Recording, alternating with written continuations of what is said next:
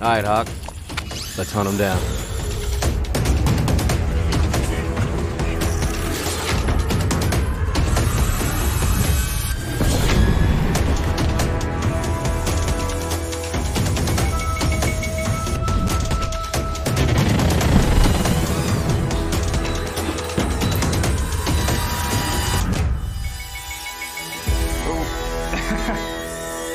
You made this? Damn right. My name is Lance Cpl Malik Pugh, 2831, satellite repair, United States Marine Corps. I fix satellites, not satellites in space, the ones we use to communicate with the ones in space. So the ones we're gonna have on the ground with our troops. If that goes down, I'm gonna be the guy to fix it. Take your finger out. Before the Marine Corps, I was gonna try to go to college to be an electrician. After trying that for about a semester, it wasn't the right place.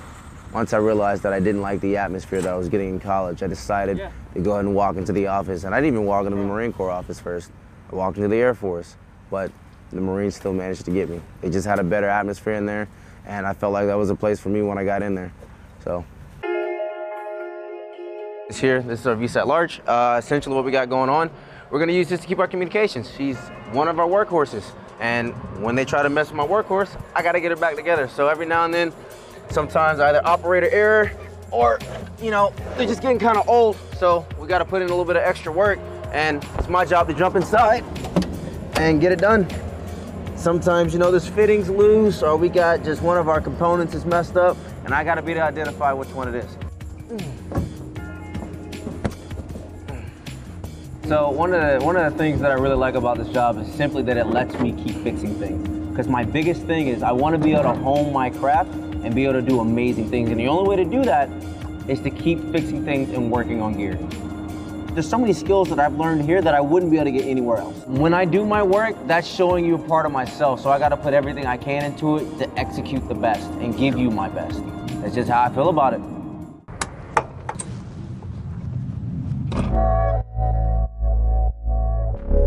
I grew up on an Air Force base because my dad was in the military. With that, you move around a lot, and it's kind of hard to make friends sometimes because everybody's always leaving no matter what you do. I only went to high school for 2 years. I was homeschooled for a portion of it. I didn't really get the chance to develop some of the social skills that a lot of kids get when they're in school, so that made things a little difficult for me. It was nice to see different walks of life all the time because you meet a lot of people doing that, but once again, those people never stay, so it was kind of lonely doing that.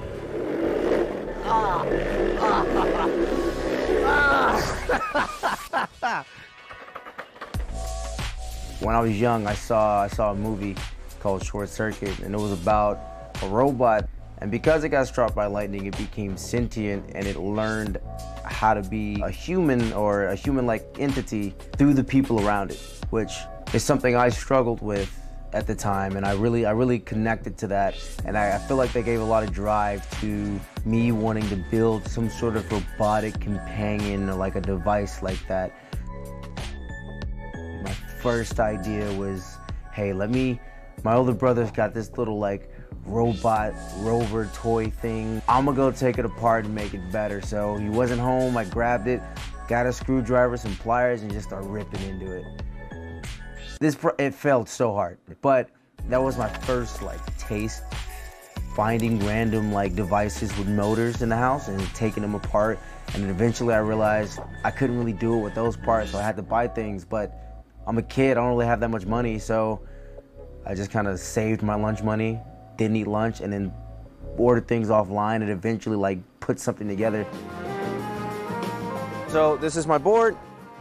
It took me about 7 months to get it together. I have a lot of just like prototypes and whatnot, and this is the one I fall on for now. And its original intent, I just really wanted to get around Okinawa and have nothing in my way when it came to seeing what it had to offer. I've got this crazy idea that maybe in one charge, I can make it to Kadena Air Base. So here in Okinawa, Kadena is an Air Force base roughly about 8.5 miles away from Camp Kinzer. The trip to Kadena is about 17 miles. You know, as long as I don't have any mishaps, I don't get hungry, then round trip should be about 3 hours. I'm probably gonna need bigger batteries, bigger tires, and a little bit of luck.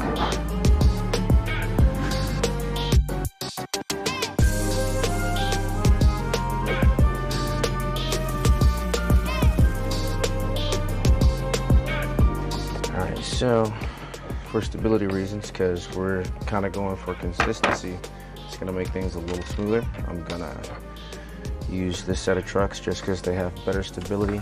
Set them up.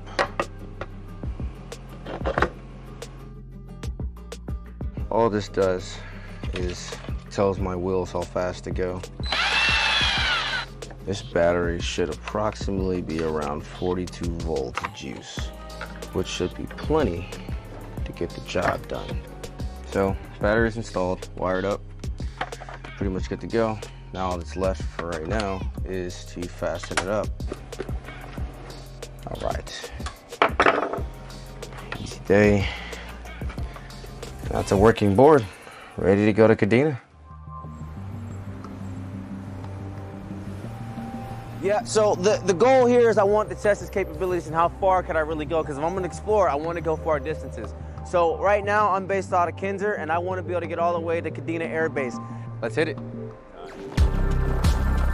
You never know where it's gonna hit, but it feels like, I call it like a flow. Like you get in there and it's just you and the board carving from left to right, and you kind of forget about your surroundings and you're just feeling the lines. And a line is essentially just like the pathways you're gonna take and the different ways you can traverse your environment on that board. That's a feeling that's almost hard to explain. Can I get the 2 garlic chicken? Still got it.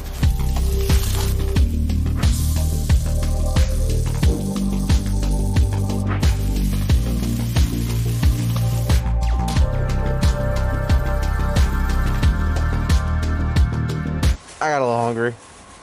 I said I wouldn't, but I did. Arigato. So I just got some garlic chicken. Matter of fact, looks pretty good. So, you know, a little pit stop before we get back going.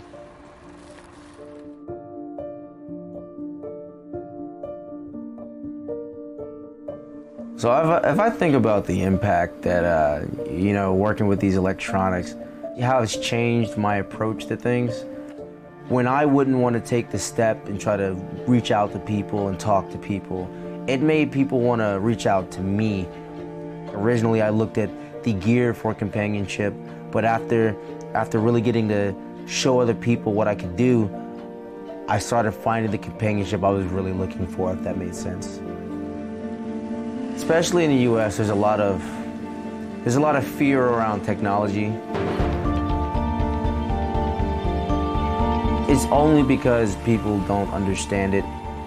When I'm out riding my board, I literally forget about my day-to-day life and anything that's going on, and everything just fades away and becomes this bliss.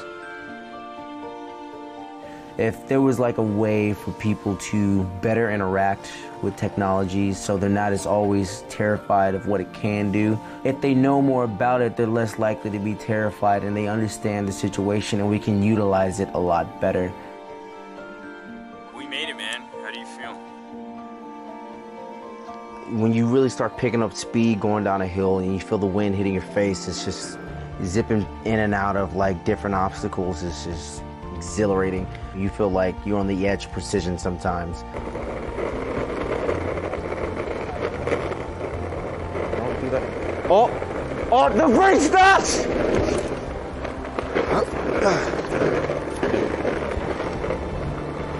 Well, we're at the end of the road anyway. When I think about like practical application for some of the things that I build now, like I'll take the humanoid for instance, and I'll think about my situation where I was moving around a lot and I really couldn't stick with military kids that move around a lot. A piece of technology like that could be useful. Or even in the case of autistic kids where they have a hard time adjusting to certain social constructs. So having this toy-like item that also interacts with them, it can help them learn and kind of teach them things, that'd be a fantastic application. And I would love to have things that I make just help bridge gaps for people.